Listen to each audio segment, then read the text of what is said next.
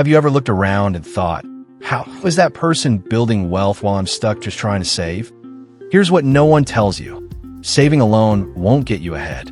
In fact, if your money is just sitting in a bank, you're quietly losing money every year. Let me explain. The average savings account gives you about 1% interest, maybe 2% if you're lucky.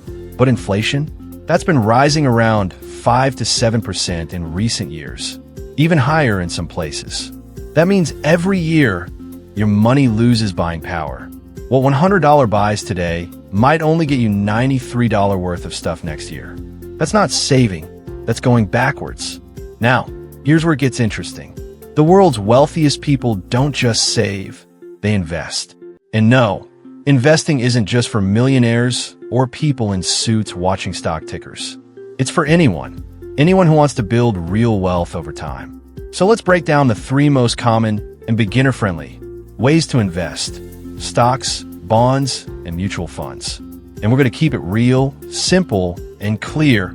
No confusing jargon. First up, stocks. When you buy a stock, you're buying a small slice of a company. That makes you a shareholder. So when that company makes more money, your slice becomes more valuable. For example, over the last 30 years, the average annual return of the stock market has been about 10%. That means if you had invested $1,000 back then and just left it alone, it could have grown to over $17,000 today. That's the power of long-term growth. And some companies even pay you dividends, regular cash payments, just for holding onto their stock. It's like getting rewarded for staying on the team. But stocks do come with risk. They go up and down based on the economy, company performance, even global news. So if you panic and sell every time the market drops, you lose. But if you stay consistent and think long-term, that's where the magic happens. Now let's talk about bonds. Think of bonds like a loan, but this time you're the one lending money. You lend to a government or company, and they pay you back later with interest. Bonds are usually less risky than stocks, and they offer steady returns. Government bonds, for example, have historically given about 2 to 4% per year. Not exciting, but reliable. That's why people nearing retirement or looking for low-risk income often lean toward bonds. And if all of this sounds a bit overwhelming, don't worry. That's where mutual funds come in. A mutual fund is like an investment bundle. Instead of buying one stock or bond, you put your money into a fund that holds lots of investments, and a professional manager handles it for you. It's easy, it's diversified, and it's a great way for beginners to get started without having to research every single company out there. In fact, over 100 million people around the world invest in mutual funds. They're one of the most popular options for retirement plans, college savings, and long-term wealth building. Now, the big question, which one's right for you? Well, it depends on your goal. If you're young and looking to grow your money over the next 10, 20, or 30 years, stocks might be your best bet.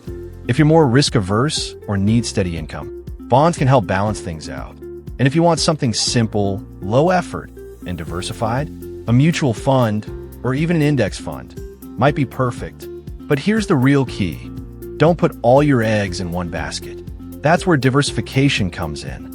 The smartest investors build a mix of assets, some stocks for growth, some bond for stability, and maybe a fund or two for balance. That way, when one part of your portfolio dips, another might rise. It keeps your overall wealth on track. And here's something else most people don't realize.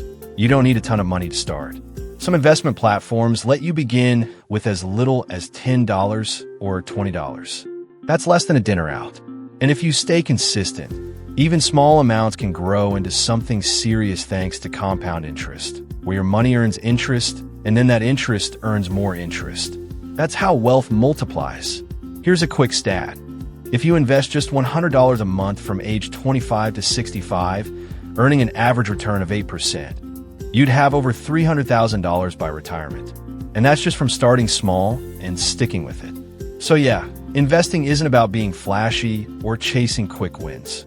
It's about building freedom. The freedom to work because you want to, not because you have to. The freedom to travel, to help your family, or just feel a little more secure when life doesn't go as planned. So, are you ready to make your money work for you? Let me know in the comments.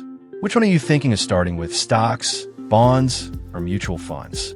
And if this video helped you out, hit that like button and subscribe for more simple, real-world money tips that actually work.